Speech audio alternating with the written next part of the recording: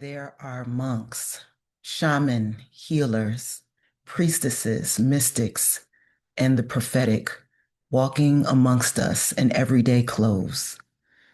This is a tale of two worlds where only one is truly exposed, walking beneath skies that have witnessed a continuum of woes. If only we could discern our souls to walk our destined roads. Peace. My name is Stacy Patrice. Welcome back to my channel. Sometimes I rise with these words weaved over times and periods in which I haven't physically witnessed myself. And I get an energy from these words that come. They are telling me, hinting at, pointing at something that is desired from the Akashic to be spoken, communicated, received. And so sometimes I come on here and talk about what's on my mind, but also I love to continue using this space to talk about what's in my soul. And today I started thinking about, as these words were coming to me, I started thinking about how we perceive our own spirits. There are a few things that have happened recently that have me thinking about this. One, a friend transitioned, Kiman, and went to his homegoing the other day. And while I was there, I kept thinking, look at how in spirit we know how to be. We know how to be. But it's almost as if the universe has to create a time for us to remember ourselves as those spirited beings. You ever notice how when people leave the planet, we know how to celebrate, we know how to honor, we know how to build legacies, we know how to say their name and keep their essence in our lives. We know how to also gather ourselves and be vulnerable, visible in spirit with each other. And have you ever thought about why that's so much harder at other times? Sure, the transformation that happens when we meet beautiful humans and allow ourselves to be seen and witnessed by others who are such great people that desire not to hurt and harm us during this lifetime because they are on a very specific mission. It is beautiful to experience and witness that and to be a part of that. And yes, it transforms us, it transforms our lives seemingly forever. But why do we only do it in those instances? I've been privileged to know many people like that. And yet the privilege feels bittersweet on certain levels because you really see it come together when their presence is no longer in the same space as their essence. I don't know why that is. Maybe you can shed some light on why you think that is, but I watch the parade of celebration, and I think that is how people should leave this realm. But I also think about what stops us from tapping into that everyday spirit with each other. Why is it so challenging? And I understand why, so I'm not asking that. That's more rhetorical. Why is it so challenging for us to be that way with each other in our everyday walk? And I realize it all comes down to energy, and the things that we take on and take in are not being well managed by us. It's too much for many of us to bear. And in response, we just try and ride the wave of what that feels like, what it feels like when we're overwhelmed. And then we use these moments of opportunity of beautiful souls who transition to break the dam and let it loose. We try our best not to pack. We try to feel, but in a world that almost requires you be numb in order to keep moving and find some pleasure from this living, it sometimes also is challenging to release those moments of vulnerability in everyday life. And I say this because there are so many people walking amongst us that know how to live this way, how to be in spirit. but often we mistrust them or we're nervous to befriend them. I've had some of those experiences myself where, you know, people use the force and they're brilliant at doing it, but they also don't do it for good. Sometimes they do it for revenge. And it can be very challenging for people to feel that they have friends and allies in this spiritual walk. But here's the thing, this is where we are. We're in the spiritual walk. We're not in the physical walk. The physical walk comes from the spiritual walk. We are animated to do the things that we do in real material life through the spiritual walk. And the depth of our souls wants us to not only experience, but to remember and reconnect back to source. That reconnection is the divine spark that we all experience, feel, and can sense. And it's what creates emotion. What if every time you felt an emotion, it was a response to something that was either operating fully in divinity that you could sense and feel, or it was something that was defying what you define as divinity. And it was angering you and making you sense and feel something other than the truth of your divinity. And this essentially is life. The people that are walking amongst us, the people that desire us to do well, are the ones that deserve our attention. And the ones that do not are the ones we learn discernment from. So it's important to find yourself in a space of connection between these opposites. They all yoke us back to our truth, to our origin, to our original space.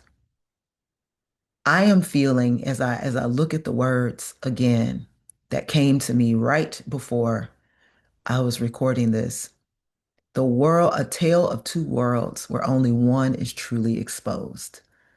I just mean that to say everything that is physical had to get there.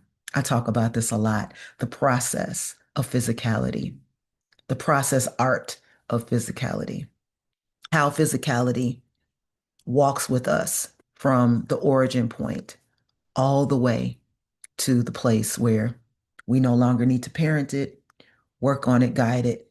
It is.